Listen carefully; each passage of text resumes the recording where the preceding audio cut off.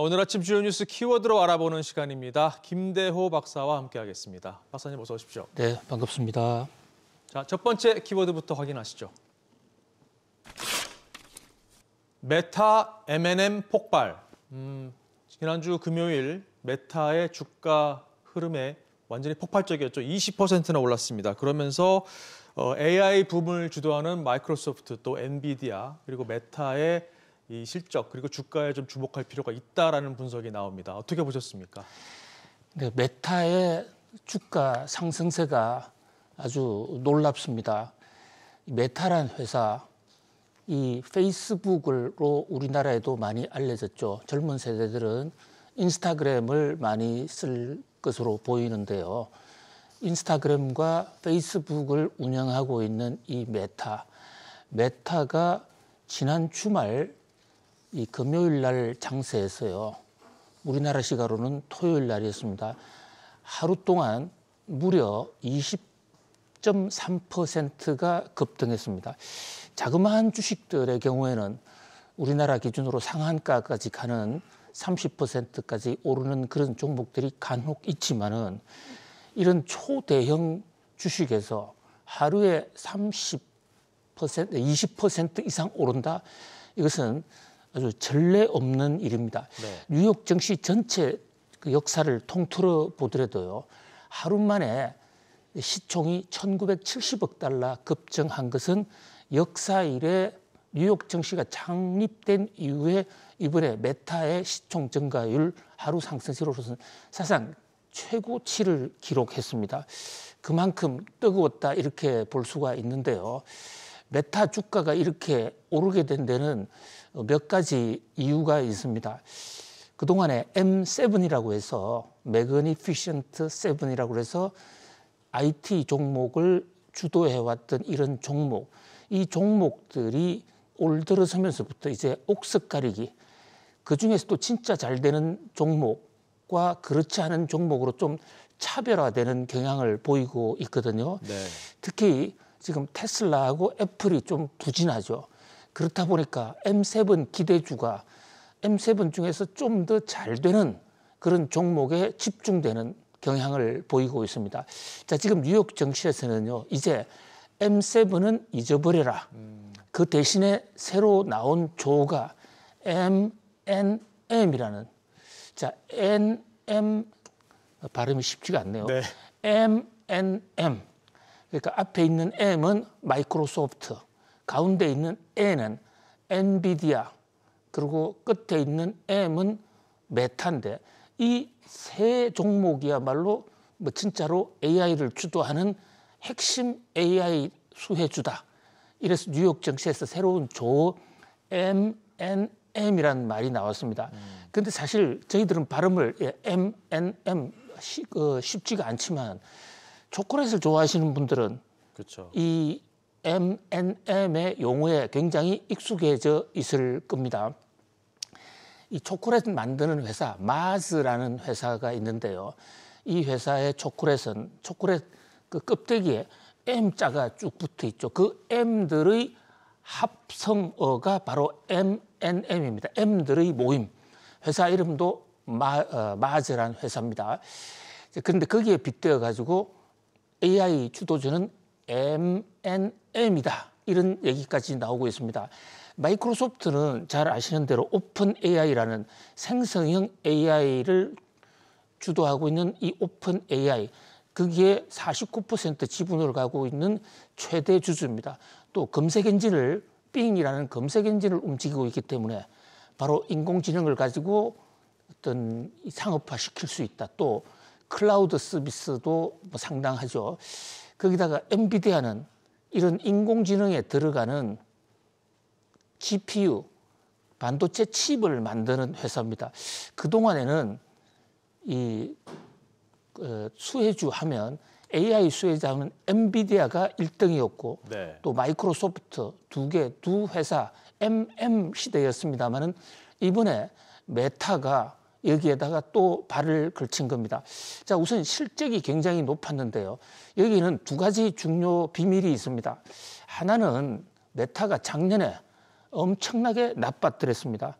왜냐하면 이 메타버스가 메타가 가상 공간이고 버스가 현실 공간인데요. 가상과 현실 공간을 넘나드는 메타버스 쪽에 사업을 집중하겠다 했는데 이 메타버스가 기술 혁신은 좀 있었지만은 잘 돈이 안 되는 비즈니스 쪽으로는 현재로까지는 아직까지 큰 성공을 거두지 못하고 있어요.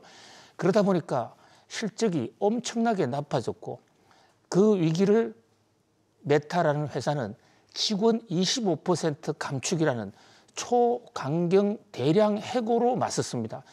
이제 그러다 보니까 구조조정을 엄청나게 하다 보니까 비용이 많이 줄었고 직원이 22%나 줄어들었어요. 그러니까 결국은 인건비가 적게 들었고 지난해 실적도 나쁜 기저효과에다가 인건비까지 줄었으니까 올해 실적이 높아질 수밖에 없었던 그런 첫 번째 요인이 있고요. 두 번째 요인은 이 중국의 테무와 쉬인이라는 온라인 이커머스 회사들이 미국으로 진출하면서 광고를 시작했는데요. 대대적인 정말 엄청난 광고 인해 전술을 폈습니다. 근데 그 인해 전술 광고가 주로 메타가 운영하는 페이스북과 인스타그램에 집중이 되어 있습니다.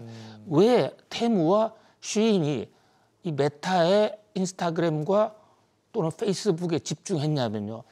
바로 이 저커버그의 특별 지시로 이 인스타그램과 페이스북에 인공지능 기능을 가미해서 맞춤형 광고, 그러니까 우리가 인스타그램이나 페이스북을 쓰면 자기가 좋아하는 글도 올리고 교신 내용도 주고받는데 네. 이 메타의 인공지능이 이것을 비밀리에 다 감청합니다.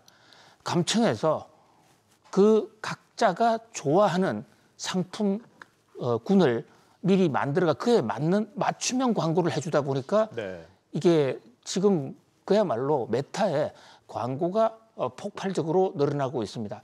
그런데 이 변수는 사실 실적이 늘어났다는 것은 지난해 워낙 낮았기 때문에 실적이 높게 나온 측면 하나 있고 또 테무와 쉬인이 광고를 이제 어느 정도 했다, 포화 상태다 해서 광고를 줄일 조짐을 보이고 있다는 보도까지 나오고 있거든요.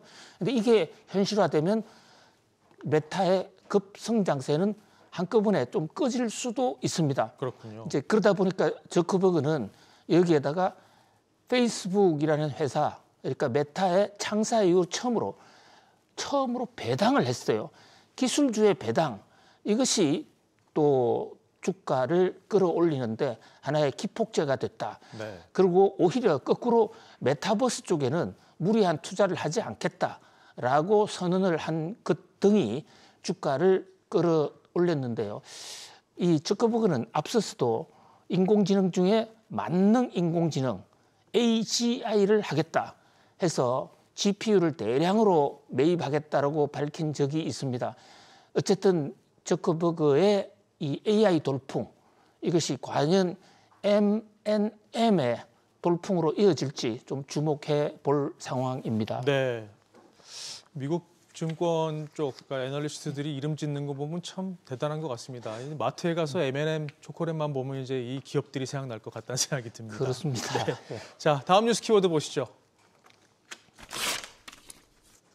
고용 거꾸로.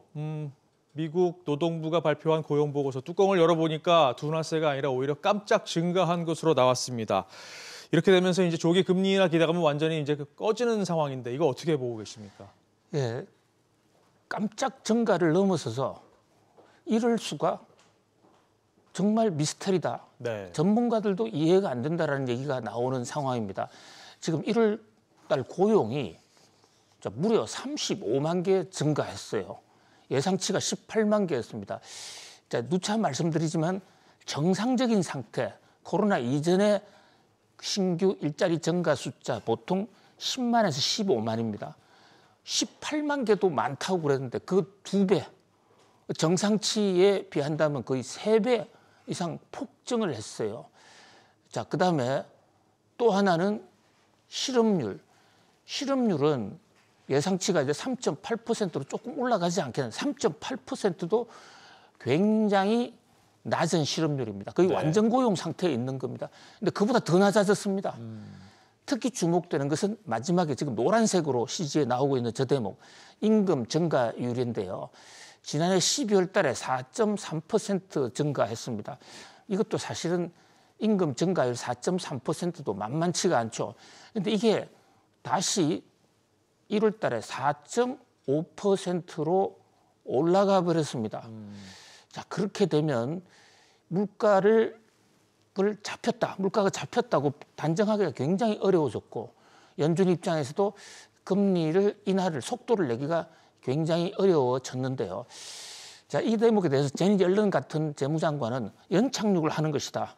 금리를 올렸는데도 물가는 어느 정도 안정되고 고용도 잘 되고 있는 것이 아니냐, 골디락스다, 이렇게 얘기하는 시각이 있는가 하면, 한쪽에서는요,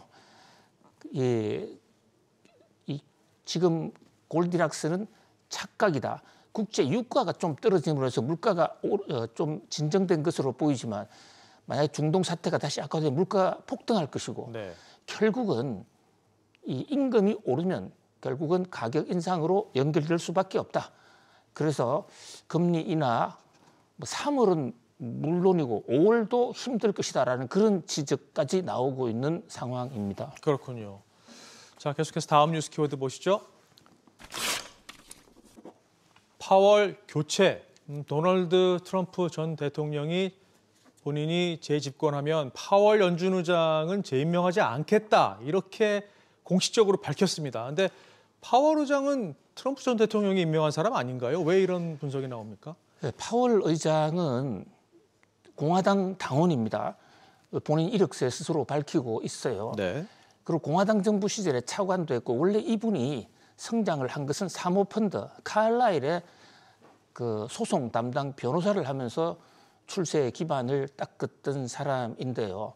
연준에 들어가게 된 계기는 당시 오바마 정부에서, 그러니까 계파 안배, 당시 너무 민주당 사람들이 많으니까 공화당도 한 명 집어넣자 해서 들어갔었더랬습니다. 그런데 이 트럼프 대통령 시절에 제닛 옐런이 민주당 당원이지 않습니까? 그러니까 제닛 옐런이 보기 싫다고 해서 임기 이선을 시키지 않고 내쳤죠. 그러면서 공화당 당원이었던 제롬 파월을 연준 의장으로 올렸습니다. 네. 그때도 참 말들이 많았었는데요. 근데 결국 트럼프 대통령은 이제 자기가 당선이 되면 쫓아내겠다, 교체하겠다. 야, 너무 정치적이다. 지금 바이든 대통령 도와주려고 금리 인하도 앞당기고 있고 정책을 서둘러 편다, 이런데 사실 이 대목은 바이든 대통령, 그 제롬 파월 연준 의장이 오락가락 행보를 하면서 스스로 자초한 측면도 없지 않습니다. 네. 특히 12월 달 금리 인상이 마치 내일 모레 바로 임박한 것처럼 얘기했다가 또 1월 달에는 뒤없는 이런 갈짓자, 갈팡질팡 행보가 결국 정치적 자충수를 뒀다, 이렇게 볼 수 있겠습니다. 그렇군요. 자, 다음 뉴스 키워드 보시죠. 돼지고기 디플레. 중국 얘기 좀 해볼까요? 우리 설 명절에 해당하는 최대 명절이죠. 춘제가 이제 다가오는데 돼지고기 소비량이 급격히 줄고 있습니다. 오히려 이제 회복을 해야 될 상황인데도 이런 상황이 이어지고 있다는 것은 중국 경제에 문제가 있다라는 얘기로 좀 분석이 되고 있어요. 전 세계에서 소비되는 돼지고기의 반 이상, 약 55%, 60%가 중국 사람들이 먹는 고기입니다. 그렇죠. 특히 중동 지방에서는 돼지고기 절대 못 먹게 되어 있지 않습니까? 네. 그러다 보니까 중국 편중이 굉장히 심한데, 역사적으로 중국은 돼지고기하고 굉장히 가까운 역사, 사실 가족처럼 데리고 살았어요. 그럼에도 불구하고 돼지고기 함부로 못 먹었죠. 과거에 비쌌으니까요. 그래서 설날 한번 포식한다. 그래서 돼지고기 먹는 날이 그야말로 생일날이다라는 얘기가 있었고, 밤에 자다가 꿈에 돼지 꿈을 꾸면 배가 불룩해진다. 그래서 복이 온다라는 얘기, 돼지 꿈을 꾸자라는 얘기도 있었습니다. 춘제가 되면 돼지고기 소비가 늘어나야 되는데 오히려 지금 소비가 뚝뚝 줄어들고 네. 가격이 무려 26.1%나 하락했어요. 우리로서는 부러운 일이지만 이렇게 급격하게 가격이 떨어짐으로써 디플레가 온다. 중국 사람들이 돼지고기도 못 먹을 지경이다. 또 돼지고기 공급이 또 너무 많다. 이런 지금 우려가 나오고 있는데요. 과연 돼지고기가 촉발한 디플레가 중국을 흔들지 이번 춘제에 좀 주목해볼 대목이 아닌가 싶습니다. 네. 자, 계속해서 이제 마지막 뉴스 키워드 보시겠습니다.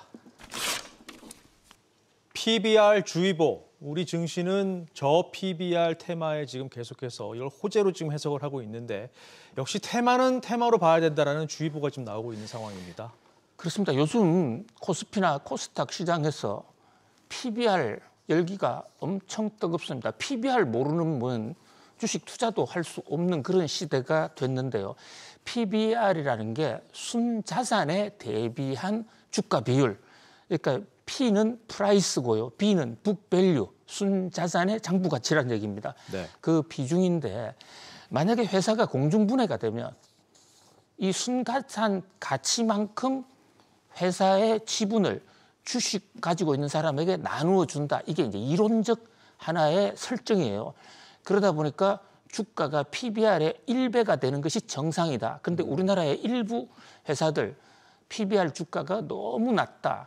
그래서 PBR 주가가 낮은 것이 코리아 디스카운트가 된다. 그래서 정부가 이걸 좀 밸류업을 하겠다라는 그런 발표를 지금 하고 있는데요. 최상목 부총리 같은 경우는 이달 중에 구체적인 주주가치 제고 방안을 공개하겠다.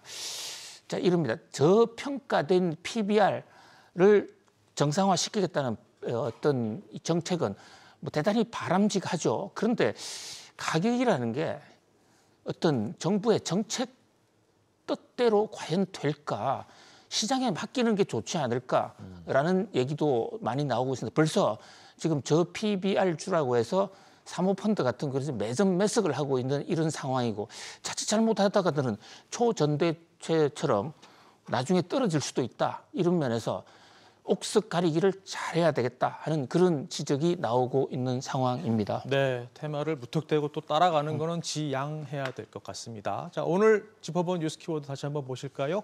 메타 M&M 폭발, 고용 거꾸로, 파월 교체, 돼지고기 디플레, 그리고 PBR 주의보까지 짚어봤습니다. 박사님 오늘도 도움 말씀 고맙습니다. 고맙습니다.